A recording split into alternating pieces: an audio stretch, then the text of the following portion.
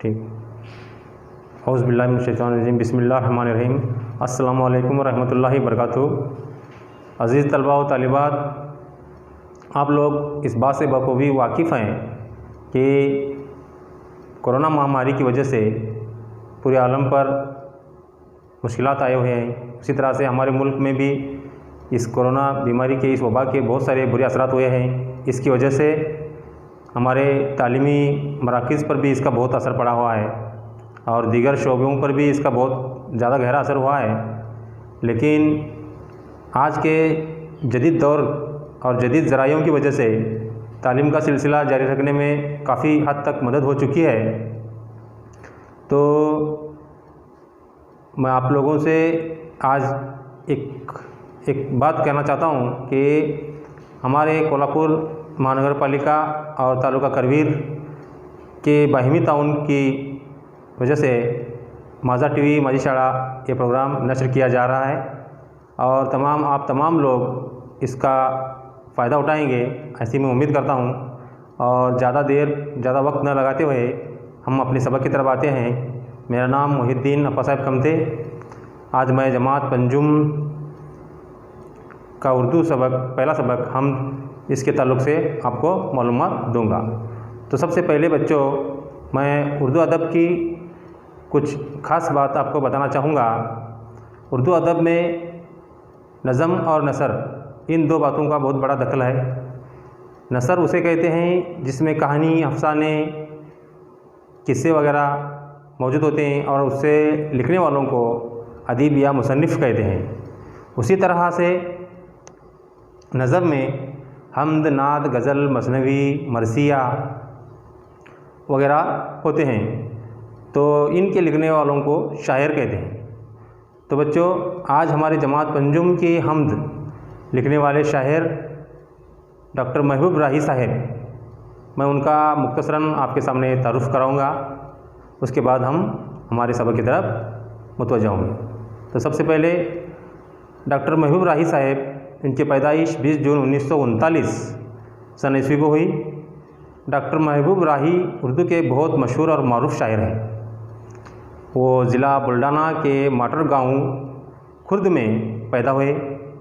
इनकी शायरी और तनकीद के अलावा बच्चों के लिए नज़मों के कई मजमूए उन्होंने लिखे और वो शाया भी हो चुके हैं। तो हुकूमत ने अदब इत्फ़ाल में इनकी खिदमात पर साहित्य अकेडमी दिल्ली ने इन्हें इनाम से नवाजा, अवार्ड दिया गया और एजाज़ से नवाजा गया।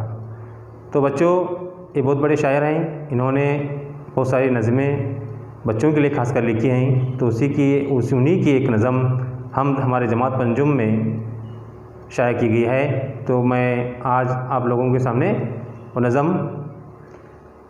सुनाना चाहूँगा। तो सबसे पहले बच्चों, वो नज़म, जैसे हम अब नज़म कहते हैं, तो नज़म को तर्ज और तरन्नुम से अगर पढ़ा जाए तो बहुत अच्छी लगती है। और जैसे ही हम नज़म सुनते हैं या नात, हम या कोई और गीत जैसे हम पढ़ने लगते हैं तो हमारे जहन में एक तर्ज या उसकी एक हमारे जहन में हम सोचने लगते हैं कि इसकी तर्ज क्या हो सकती है या इसकी तरन्नुम क्या हो सकती है, और हमारे जहन में आने के साथ हम गुनगुनाना शुरू करते हैं। तो प्यारे बच्चों, आज मैं आपके सामने हमारे जमात पंजुम की हमद की तर्ज आपको मुख्तसर तौर पर बताऊंगा। तो गौर फरमाएं। ऐ जहां भर के पालने वाले, जान मिट्टी में डालने वाले, ऐ जहां भर के पालने वाले, जान मिट्टी में डालने वाले। ये एक तर्ज है। इसके बरक्स एक और तर्ज भी है, वो आपको मैं बताऊंगा। 2-3 तर्ज हैं, उससे बाद आपको जो ठीक लगे वो आप याद करें। दूसरी तर्ज है, ऐ जहाँ भर के पालने वाले, जान मिट्टी में डालने वाले।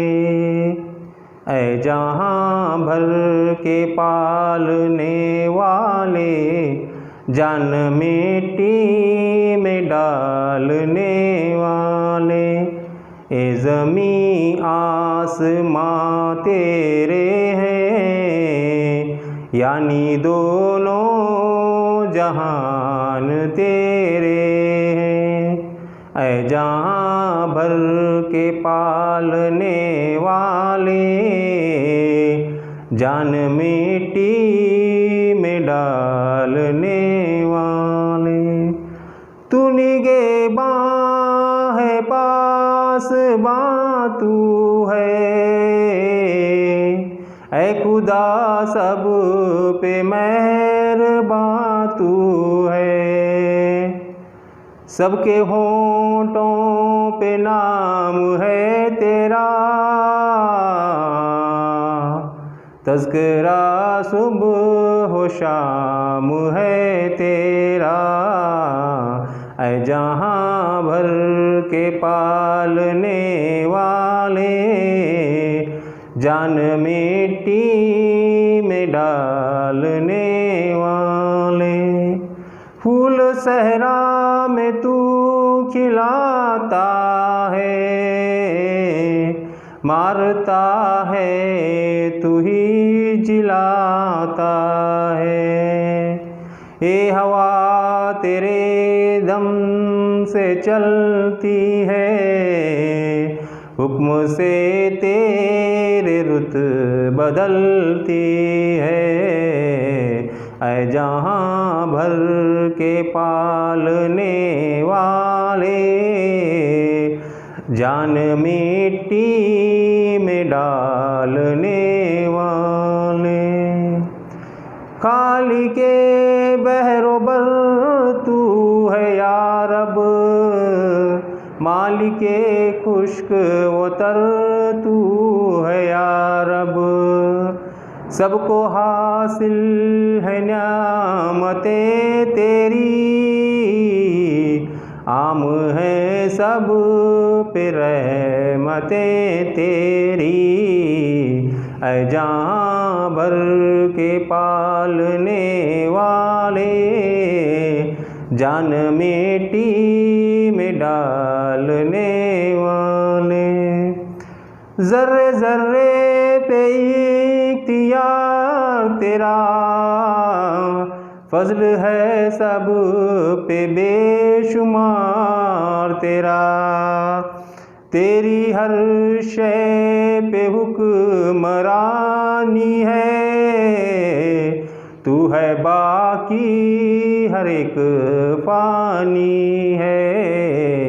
ऐ जहाँ भर के पालने वाले, जान मिट्टी में डालने वाले। ऐ जहाँ भर के पालने वाले, जान मिट्टी में डालने वाले।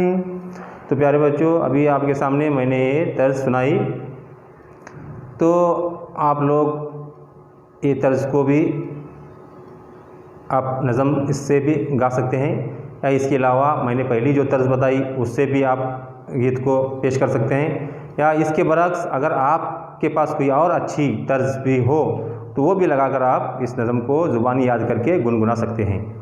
तो आइए बच्चों, अब हम क्या करेंगे, इस नज़म का थोड़ा सा खुलासा देखेंगे। ऐ जहाँ भर के पालने वाले, जान मिट्टी में डालने वाले। सबसे पहले आप हमारे सामने ये मिसरा है। अल्लाह ताला पूरे जहां को पाल रहा है। हम लोग इस बात से बखूबी वाकिफ़ हैं कि दुनिया की, आलम की, दुनिया की सारी चीज़, हर एक चीज़ अल्लाह ताला की मोहताज है। यानी कोई काम अल्लाह की मर्ज़ी के बिना दुनिया में नहीं होता। हमारा खाना, हमारा पीना, हमारा उठना बैठना, हमारी हर चीज़ अल्लाह के हवाले है। और इसके बाद अल्लाह ताला कहता है, अल्लाह शायर कहते हैं कि अल्लाह ताला जान मिट्टी में डालने वाले, यानी शायर कह रहे हैं कि अल्लाह ताला जान मिट्टी में डालता है। तो बच्चों हम इस बंद के दो मानी ले सकते हैं। पहले मानी हम ये ले सकते हैं कि अल्लाह ताला ने इंसान को जो बनाया वो मिट्टी से बनाया है। इंसान जो है खाकी है, इंसान को खाकी कहते हैं, यानी इंसान को अल्लाह ताला ने सबसे पहले मिट्टी के पुतले से बनाया और फिर उसमें जान डाली। तो इसके अलावा एक और भी बात है कि अल्लाह ताला जब हम ज़मीन में, जब अल्लाह ताला की शान किसे देखो कि अल्लाह ताला जो है पौधे के अंदर जान डालता है। जब किसान जो है बीज को फसल में, मिट्टी में, खेत में जब फसल उगाने के लिए ज़मीन में डालता है या दबाता है, तो चंद दिनों के बाद वो जो बीज है एक खुशनुमा पौधे की तरह उभर कर सामने आता है और फिर उसके बाद वो पौधा बड़ा भी होता है, दरख्त भी बनता है, फिर उसके बाद उस पर फूल फल लगते हैं। तो इस तरह से एक बीज जो बेजान था लेकिन मिट्टी में मिलने के बाद क्या हुआ, उसके अंदर जान पैदा हुई। तो इस तरह से भी हम इसकी मानी ले सकते हैं। तो हमारा दूसरा मिसरा है, ये ज़मीन आसमान तेरे हैं, यानी दोनों जहान तेरे हैं। तो बच्चों शायर कह रहे हैं कि अल्लाह ये ज़मीन और आसमान ये दोनों भी तेरे हैं। ना ज़मीन पर हम हुकूमत कर सकते हैं, ना आसमान पर हम हुकूमत कर सकते हैं। ज़मीन पर भी तेरा ही राज चलता है और आसमान पर भी तेरा ही राज चलता है, यानी दोनों जहान तेरे हैं। दोनों जहां का मतलब शायर का ख्याल इस मिसरे में बहुत गहरा है बच्चों, सोचने वाली बात है। दोनों जहां का मतलब है दुनिया और आखिरत। तो ज़मीन पर दुनिया है और आसमान पर हमारी आखिरत। इस तरह से भी शायर इस बात को, अपने ख्याल को यहाँ पर पेश करने की कोशिश कर रहे हैं। यानी दोनों जहान का मालिक अल्लाह ताला है। दुनिया में भी इंसान की मदद अल्लाह ही करता है और आखिर में अल्लाह ताला ने बंदे के लिए आखिरत में जन्नत और जहन्नम दोनों चीज़ें बनाई हैं। वहाँ की ज़िंदगी भी ये अल्लाह के हवाले है। अल्लाह ताला हमें जो ज़िंदगी देगा वैसी ज़िंदगी में वहाँ पर हमें बसर करना पड़ेगा। अब उसके बाद अगला मिसरा है, तू निगहबां है पासबां तू है, तू निगहबां है पासबां तू है, ऐ खुदा सब पे मेहरबां तू ही है। तो शायर यहाँ कह रहे हैं, ऐ अल्लाह हमें हर मुसीबत, हर परेशानी से बचाने वाला, हिफाजत करने वाला तू ही है। तेरे अलावा इस दुनिया में हमारा कोई सरोकार नहीं है। हिफाजत के साथ साथ तू हमें संभालने वाला, पालने वाला और हमारा ख्याल रखने वाला भी तू ही है। ऐ खुदा सब पे तू है मेहरबान, यानी अल्लाह ताला तेरी मेहरबानी पूरी दुनिया पर, पूरे इंसानों पर, इंसानों के साथ साथ तमाम हैवानात पर भी तेरी मेहरबानी है। तो सबको उनके ज़िंदगी के हिसाब से उनको खाना, पानी, अनाज, जो कुछ उन्हें दरकार है ज़िंदगी गुजारने के लिए तू दे रहा है। तो यानी पूरे मखलूक पर तेरी मेहरबानियाँ हैं। इसके बाद अगला मिसरा हमारा है, सबके होंठों पे नाम है तेरा, तज़किरा सुबह शाम है तेरा। तो बच्चों आप लोग सोच रहे होंगे कि जब हम कभी अगर कोई मुसीबत में या परेशानी में आते हैं या अचानक हम पर कुछ मुश्किल सरजद हो जाती है तो फ़ौरन हमारे ज़ुबान पर एक लफ्ज़ आ जाता है, फ़ौरन या अल्लाह। तो जैसे ही हम अल्लाह कहते हैं, इस तरह से हमारे होंठों पर चाहे मुसीबत हो, जब परेशानी हो, इसके अलावा अगर हम खुशी में भी हैं या कोई हमें किस बात की खुशी हो रही है तो हम सुभान अल्लाह कहते हैं, जज़ाक अल्लाह कहते हैं। ऐसे हमारे होंठों पर हमेशा अल्लाह ताला का नाम आता है। उसके बाद में बच्चों इस शेर में तज़किरा सुबह शाम तेरा, यानी हम 5 वक्त अल्लाह ताला की इबादत करते हैं, नमाज़ पढ़ते हैं और अल्लाह ताला का ज़िक्र करते हैं। उसके बाद में है, फूल सहरा में तू खिलाता है, मारता तू ही है, जिलाता तू है। तो बच्चों सहरा यानी रेगिस्तान। रेगिस्तान का मतलब है जहाँ की ज़मीन यानी पूरी रेत से भरी हुई होती है, जहाँ पर ना कोई पानी होता है, ना कोई पेड़ पौधे, ना कोई जानदार नज़र आता है। लेकिन अगर अल्लाह चाहे तो वहाँ पर फूल भी खिला सकता है, चमन बना सकता है, बाग बना सकता है, फूल की क्यारियाँ बना सकता है। अल्लाह के बस में ये तमाम चीज़ें हैं, इंसान के बस में नहीं है, मगर अल्लाह ताला चाहे तो वहाँ सब कुछ कर सकता है। मारता भी तू ही है और जिलाता तू है, यानी अल्लाह ताला मौत भी वही देता है और ज़िंदा भी वही करता है। इसके बाद हवा तेरे दम से चलती है, हुक्म से तेरे रुत बदलती है। यानी जो हवा चल रही है, हम जो सांस ले रहे हैं, ऑक्सीजन ले रहे हैं, ये किसके दम से चल रही है? अल्लाह ताला की वजह से चल रही है। अल्लाह ताला ने हवा को हमारे लिए पैदा किया है, क्या ज़मीन पर भेजा है। उसी तरह से हर साल में मौसम बदलते हैं, बारिश, उसके बाद गर्मी का मौसम, ठंडी का मौसम, तो ये रुत बदल रहे हैं। रुत यानी मौसम, जो मौसम बदल रहे हैं ये भी अल्लाह ताला की वजह से बदल रहे हैं। खालिके बहरो बर है तू या रब, मालिके खुशको तर तू या रब, यानी पूरी कायनात का मालिक तू है। खुशको तर यानी ज़मीन का भी मालिक तू है। तर यानी समंदर, समंदर यहाँ पर तर के मानी हम क्या लेंगे? समंदर, यानी ज़मीन पर भी अल्लाह ताला तेरी हुकूमत है, और ज़मीन पर पानी पर भी तेरी हुकूमत है, और वहाँ के तमाम खजानों पर तेरा अधिकार, तेरा हक है। तो इसी तरह से एक और मिसरा, सबको हासिल है नेमतें तेरी, आम है सब पे रहमतें तेरी। ऐ अल्लाह, तू किसी को छोटा बड़ा, अमीर गरीब या रंग नस्ल से तू इम्तियाज़ नहीं करता, हर एक बंदा तेरा है, और तमाम नेमतें सबके लिए आम हैं। किसी के लिए कोई ख़ास नेमत या कोई ख़ास चीज़ अल्लाह ताला तूने पैदा नहीं किया, सबके लिए तेरी नेमतें जो हैं, खाना पीना, सांस लेना, पानी पीना, ये नेमतें अल्लाह ताला की तरफ से जो कुदरती हमें मिलते हैं, ये सभी के लिए हैं, किसी खास या गरीब अमीर के लिए नहीं है। ज़र्रे ज़र्रे पे इख्तियार तेरा, अल्लाह पूरी दुनिया के छोटे से छोटे ज़र्रे पर और बड़ी से बड़ी चीज़ पर तेरा ही इख्तियार है, और तेरा फ़ज़ल बेशुमार है।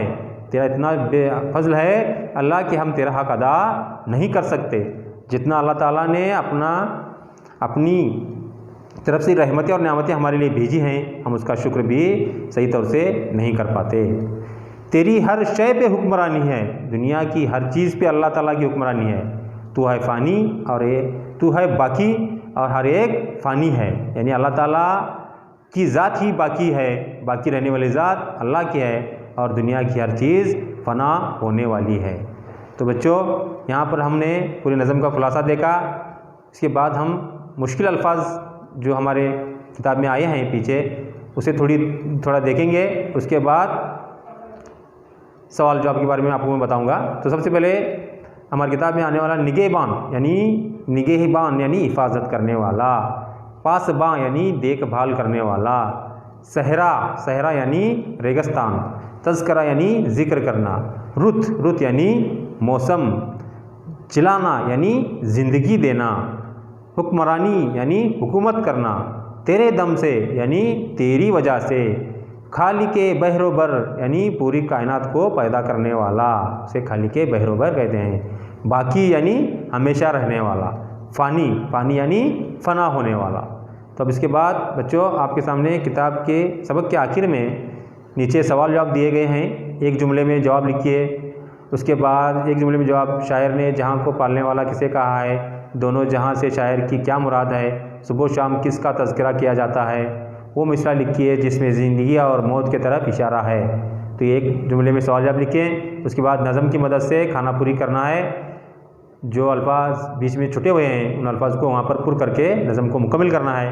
उसी के बाद अपने दोस्त से बातचीत करें और अल्लाह ताला की रहमतों और नेमतों के बारे में मालूमात एक दूसरे से बहस करें, और वो मालूमात को अपनी कापी में लिखें, और उसके बाद जो सरगर्मी ली गई है वो सरगर्मी भी करने की कोशिश करें। और जो भी काम आप करेंगे, आप उसको करने के बाद उसको अपने मौलिम यानी अपने जमात के जो टीचर हैं, क्लास टीचर को आप उसके सवाल जवाब की कॉपी सेंड करें व्हाट्सएप के ज़रिए या किसी और ज़राए के ज़रिए।